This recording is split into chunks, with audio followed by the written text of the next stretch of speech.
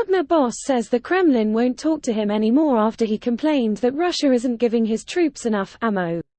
Here's a summary of the article.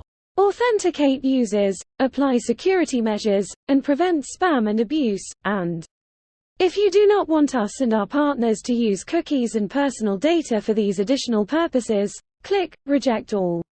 If you would like to customize your choices, click Manage Privacy Settings.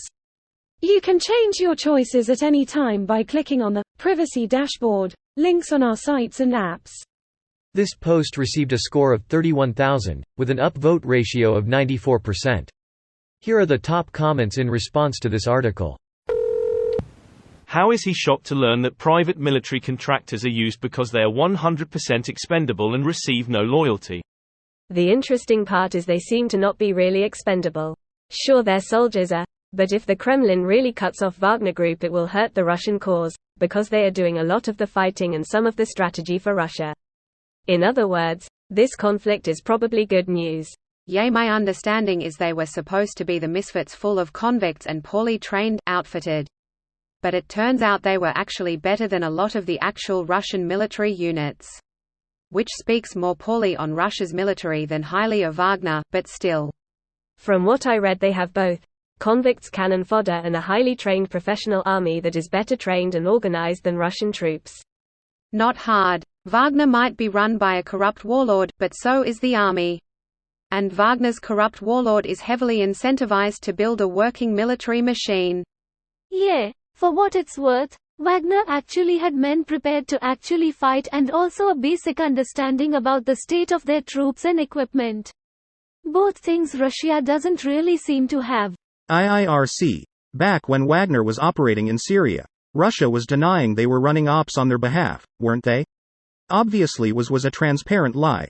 But now that Wagner is operating in Ukraine, has the Russian gov entirely given up on claiming they are a separate entity? What justification has Russia given for involving Wagner? Russia doesn't lie to convince you. They lie to insult you.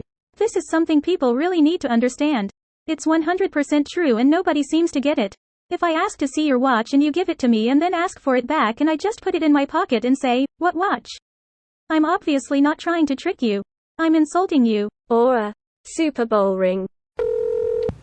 Turn on each other. Do it, please. They already have. There's more than a couple incidents of less than accidental friendly fire on the front line.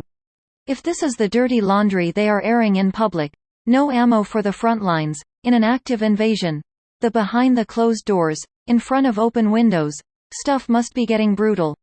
It also could be rivalries within Russia. I imagine there is no love lost between the regular Russian armed forces and Wagner. When the Kremlin tells the army to share ammo, and they begrudgingly do so, only for Wagner to ask for more and be told to fuck off. Wagner getting more means someone else gets less.